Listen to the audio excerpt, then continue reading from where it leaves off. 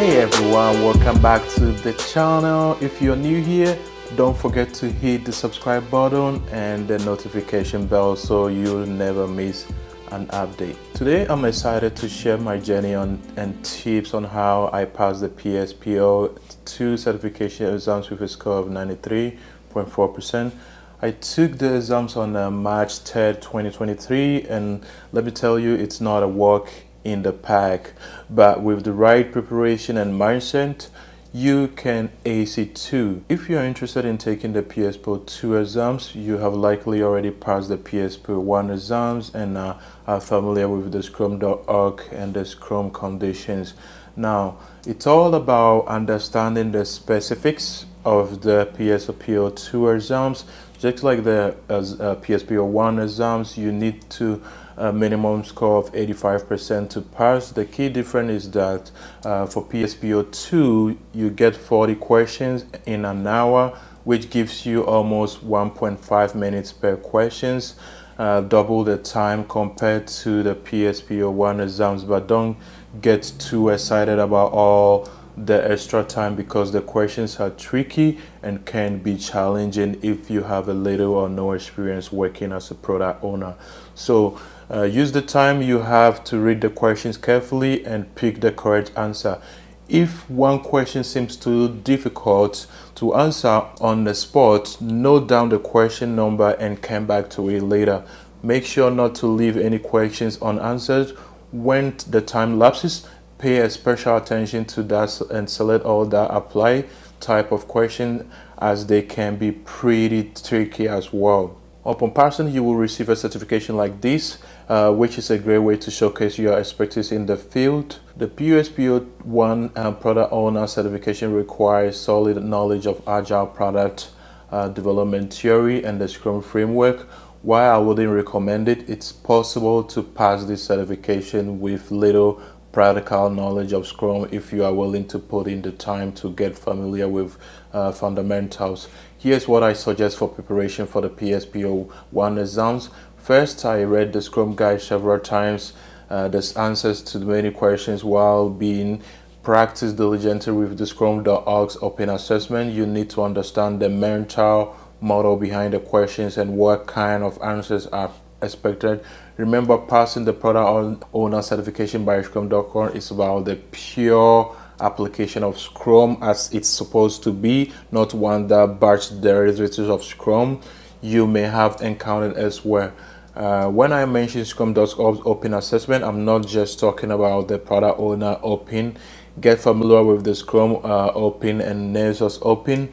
I would suggest looking at the Agile Leadership Open and Evidence-Based Management Open. Pass the PSPO certification, aim to routinely score 100% on the Open assessment in significantly less time than advertised. For example, try to complete the exams on the Scrum Open in about 5 minutes each. Keep in mind that actual assessment will likely have more difficult questions. Make sure to read the explanation provided when your answer is a question incorrectly. It's about understanding the mental model behind the questions.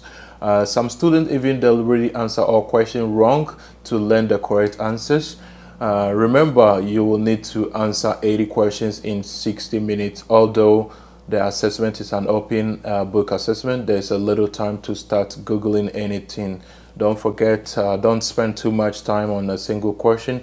Aim to answer all 80 questions in about 45 minutes, bookmarking those you want to revisit. Text bookmarking functions on the open assessment. The software is identical to the one used in the PSPO I.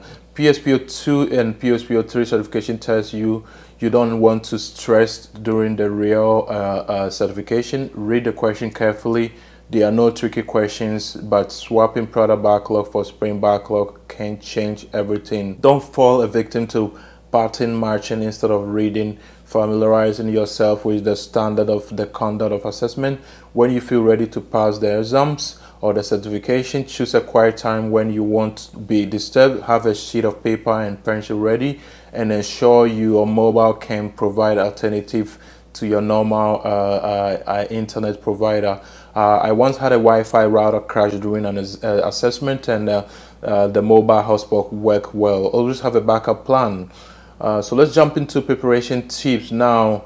For effectively for the PSPO II exam, here are some my top tips that will help you. So tip number one, solid understanding of the Scrum and product ownership. You need a deep understanding of your Scrum, particularly from product owner's perspective. Make sure you familiarize yourself with Scrum Guide, product backlog management, and how to deliver value to customer. It's about tip number two, it's about more than just the Scrum Guide. It has plenty of value, resource, and guide to help you prepare for the exams. You probably already read the Scrum Guide before when you took the first certifications. And so the Nexus Guide during the PSPO I prep, reread them carefully, focusing on the concept of scaling Scrum and how the Nexus Guide can help you. Also read the Kanban Guide for Scrum teams. It provides insight into using Kanban practices along the Scrum framework. And if you want to learn more about Kanban, click on the link up and you can be able to learn more about Kanban framework as well. And to better achieve the result in the product development, check out the product owner learning path from the scrum.org. That will be my tip number 3 for you. It has a lot of resources listed in the product owner learning path that you use during your exams. This time, concentrate on the 2 competencies emphasized in the PSPO II exams, and then managing product with agility and developing the agile organization. Tip number 4, very important, keep calm and read the PSPO exams questions are more complex than those in the PSPO I exam. So solid preparation is crucial. The Professional Scrum Product Owner 2 study guide is excellent reading for those taking the exams and for those looking to improve their product ownership skills.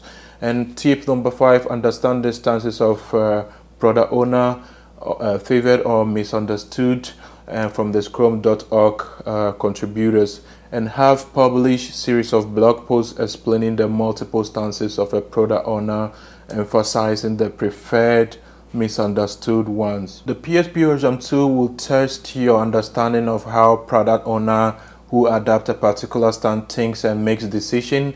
It won't ask direct question about specific behavior, but will present scenarios where you must choose the best course of action as a product owner adapting a particular stance.